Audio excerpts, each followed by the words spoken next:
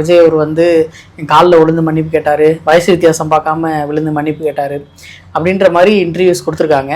இது அரசியல் ஆக்க வேணான்னு சொன்னவங்க இப்போ பயங்கரமான ஒரு அரசியல் பண்ணிட்டு இருக்காங்கன்னு எடுத்து. இல்லை, இது ரெண்டு விதமாக எடுத்துக்கலாம் சைமன். நீங்கள் சொல்கிற மாதிரி வந்து இது அரசியல் ஆக்க வேணாம், நினச்சிருந்தா பயங்கரமான அரசியலை மாற்றலாம். அது வந்து ரெண்டு விதமாக என்னென்னா, இப்போ ஒரு சம்பவம் நடந்து சம்பவத்துக்கு அப்புறம் 30 நாள் நம்ம இந்து மதத்து பிறகு வர 30 நாள் துக்க அனுஷ்டிக்கு எடுத்துன்னு அது அந்த துக்கத்துக்கு பிறகு மீட் பண்ணதை தாண்டி நிறைய பேர் விமர்சனம், எனக்கே கூட மன வருத்தமாக சில விஷயங்கள்லாம் கூட போட்டிருந்தோம். வந்து நீங்கள் வந்து மற்ற கட்சி தலைவர்கள் இது மாதிரி அவங்க போய் ஒரு சம்பவம் நடந்து அவங்க இடத்துல கூப்பிட்டு வர வச்சா இந்த மீடியாக்களும் இந்த ஆட்களும் எவ்வளோ விமர்சனம் பண்ணுவாங்க அப்படின்னு அதை பற்றிலாம் காலையில் ஐ டோன்ட் கேர் அப்படின்னு ஆயிடுச்சு. இதெல்லாம் மீறி அந்த மக்கள் கொடுத்த சப்போர்ட் இருக்கு இல்லைங்களா, ஆரம்பத்தில் நான் சொல்றது, இங்கே எல்லாரும் வந்து திடீர்னு இந்த சினிமாவில் பார்க்குற மாதிரி வந்து யாரும் வண்டியில் ஏறாதீங்க, எல்லாரையும் நான் தடுத்து நிறுத்துறேன், நான் இங்கே வந்து 41 உயிர் போயிடுச்சு, அதுக்கெல்லாம் காரணம் அவரு தான், நீங்கள் எப்படி இதை ஏறலாம் அப்படின்ற மாதிரி யாராவது குறவு இருப்பாங்கன்னு பார்த்தா முதல்ல போய் சீட்டை போய் இடம் பிடிக்கிற அளவுக்கு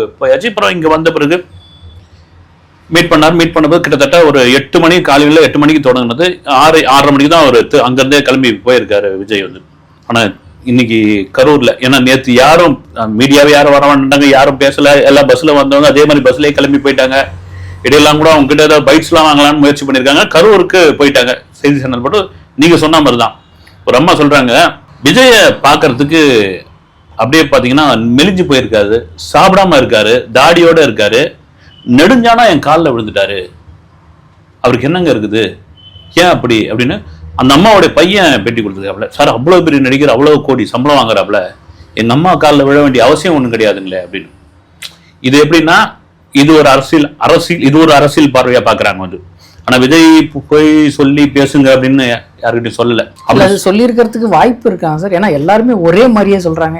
எனக்கு தெரிஞ்சு வாய்ப்பு இருந்தாலும் இருந்திருக்கலாம். அப்படி சொல்லக்கூடிய ஒரு இப்படி வாய்ப்பு இருந்ததுன்னா இப்படி ஒரு இது பண்ணிப்போம் நம்ம வந்து.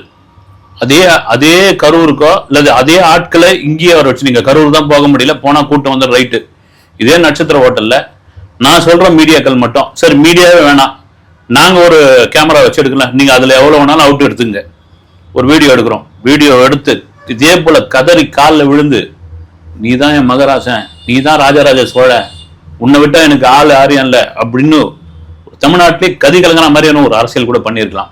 எனக்கு தெரிஞ்சு பார்த்தீங்கன்னா, நான் கேள்விப்பட்டது என்னன்னா, விஜய் மன ரீதியாகவே ரொம்ப வந்து ஒரு மாதிரி டல் ஆயிடுச்சுன்னு சொல்லுவாங்க இல்லைங்களா, ஒரு மாதிரி வந்து ரொம்ப குற்ற உணர்வு அதிகமாகி போய் டல்லாகி, கிட்டத்தட்ட அந்த சம்பவத்துக்கு பிறகு ஜான் ஆரோக்கியசாமியை தவிர மீறி யாரையும் மீட் பண்ணவே இல்லையா அவர்.